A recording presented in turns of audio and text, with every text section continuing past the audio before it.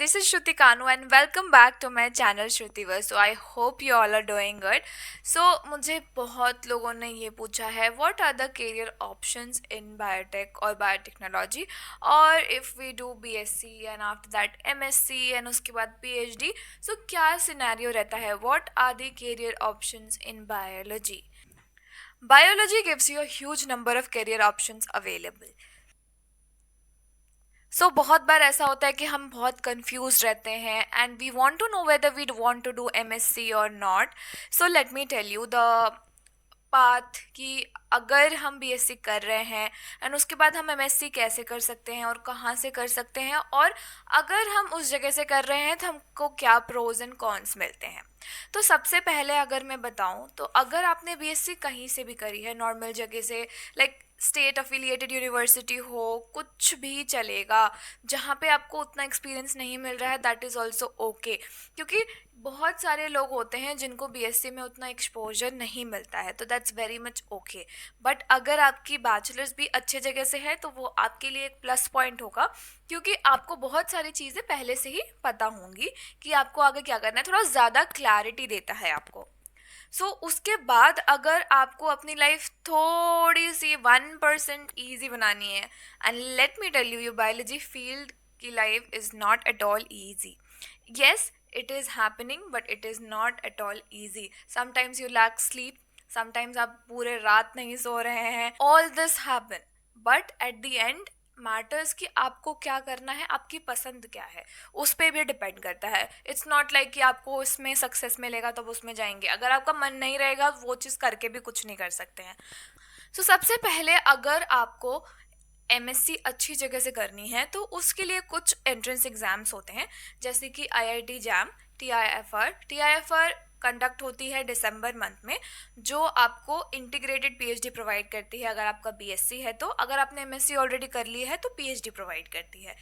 फिर आता है सीयूईटी पीजी, जो आपको स्टेट यूनिवर्सिटी, सेंट्रल यूनिवर्सिटीज़ में एडमिशन दिलाती है फॉर एमएससी.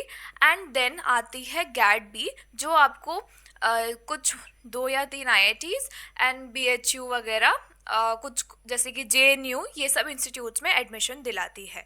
गैट बी के थ्रू एमटेक में भी एडमिशन होता है. अगर आपका 4 ईयर डिग्री है तो आप चेक कर सकते हैं उसकी eligibility list. And GAT B 2026 अभी होने वाला है अप्रैल मंथ में, तो उसका फॉर्म अभी रिलीज़ नहीं हुआ है. अभी they will release I guess in March month only. And also you can appear for GATE XL और गेट बीटी एज वेल. अगर आप साथ में ही दे रहे हो तो कॉन्सेप्ट और सिलेबस 19-20 ही होता है इन सारे एग्ज़ाम्स का. तो अगर आपको एमएससी करना है तो इन सारे एग्ज़ाम्स को टारगेट ईजिली कर सकते हैं. एंड अभी मैंने जो भी एग्ज़ाम्स का आपको लिस्ट दिया है, उन सभी एग्ज़ाम की प्रिपरेशन आपको बहुत अच्छे तरीके से करनी है, स्पेशली आईआईटी जैम 2027 या फिर सीयूईटी पीजी को टारगेट करके. फिजिक्स वाला 2025 स्टूडेंट्स ने बहुत ही बेहतरीन रिजल्ट स्कोर किए हैं. AIR 1 in physics, chemistry, maths and AIR 2 in biotechnology. Exciting बात यह है कि पीडब्ल्यू मना रहा है अपना 5th विश्वास दिवस, जहां आपको मिलेंगे special offers and biggest discounts. और हाँ, आईआईटी जैम की क्लासेस शुरू हो चुकी हैं. ज़्यादा टाइम नहीं हुआ है तो डिले मत करो, जल्दी इनरोल करो और अपनी प्रिपरेशन को स्ट्रॉन्ग स्टार्ट दो. आईआईटी जैम बैचेस जैसे कि साकार 2.0 available for chemistry, physics, mathematics and biotechnology at just ₹4699. The features of the batch are live and recorded classes, DPPs and notes, 2500 plus practice questions plus detailed solution.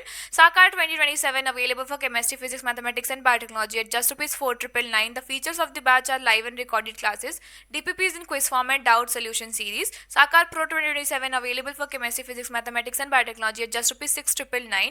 The features of the batch are hard copy of IIT Jam PYQ books, 5000 plus DPPs with detailed solution, 30 plus practice test and 10 full length mock test.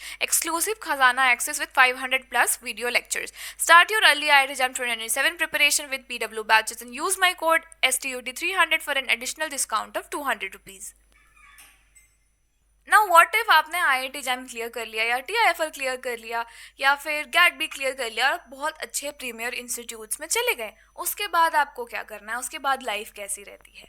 तो उसके बाद career options हो जाते हैं कि आपको PhD करनी है. अगर पीएचडी करनी है तो कहाँ से करनी है, इंडिया या अब्रॉड. नाउ अगर आप प्रीमियर इंस्टीट्यूट्स में जाते हैं तो आपके पास एक प्लस पॉइंट्स रहता है कि फॉरेन से पीएचडी करने की जो पॉसिबिलिटी है वो बढ़ जाती है, क्योंकि जो प्रीमियर इंस्टीट्यूट्स के प्रोफेसर्स का एलओआर रहता है that is very strong, and specially IITs, ISC, IISERs, TIFRs, इनका बहुत ही स्ट्रॉन्ग एलओआर्स रहता है। तो अगर आपको फॉरेन पीएचडी करनी है तो ये सब रास्तों से मतलब बहुत इजी तो नहीं बोलूँगी, बट येस पॉसिबिलिटी बढ़ जाती है आपकी फॉरेन पीएचडी करने की। तो ये एक ऑप्शन हो सकता है। सेकेंड ऑप्शन, जैसे मैंने आपको बताया, इंडिया में ही आप रह के पीएचडी कर सकते हैं। बहुत अच्छे अच्छे इंस्टीट्यूट्स हैं, IITs, IISERs and TIFR, IISc Bangalore, सारे पीएचडीज करवाते हैं, सीएसआईआर करवाता है। तो आप कोई भी अच्छा इंस्टीट्यूट से पीएचडी कर सकते हैं। तो ये दो ऑप्शंस हो गए। उसके बाद एमएससी करने करते आपको प्लेसमेंट का भी ऑप्शन रहता है। तो इंस्टीट्यूट से, जैसे कि आईआईटीज़ में प्लेसमेंट रहता है, और इसके लिए डिटेल वीडियो नेक्स्ट वीडियो आएगी, तो stay tune for that. So placement भी डिफरेंट जॉनरे में होता है, कोर और नॉन कोर, जो मैं डिटेल में प्लेसमेंट वीडियो में आपको एक्सप्लेन करूँगी। इसके अलावा अगर आपको स्टार्टअप करना है तो भी आईआईटी के प्रोफेसर्स काफ़ी सपोर्टिव होते हैं इस चीज़ में, कि अगर आपको स्टार्टअप करता है तो वो आपको बहुत हेल्प करेंगे। और मोस्टली आईआईटी के प्रोफेसर्स के स्टार्टअप्स ऑलरेडी रहते हैं, तो वो काफ़ी इन सब चीज़ों को सपोर्ट करते हैं। तो ये भी एक ऑप्शन रहता है। एंड दूसरा और एक ऑप्शन है कि आप ऑफ कैंपस प्लेसमेंट भी ले सकते हैं अगर आपको फर्दर स्टडीज़ कंटिन्यू नहीं करती हैं तो। So these are some options. And placement आपको इंडस्ट्री में लग सकती है, टीचिंग में रख सकती है, कंसल्टेंसी में रख सकती है। इसके बारे में हम डिटेल में प्लेसमेंट वीडियो में बात करेंगे कि आईआईटीज़ का प्लेसमेंट कल्चर क्या होता है, स्पेशली आईआईटी बॉम्बे का। तो yes, these were some career options after you do your MSc from IIT, IISER, TIFR and IISc Bangalore. So thank you so much for watching. If you have any other doubt, do comment down below. Bye bye.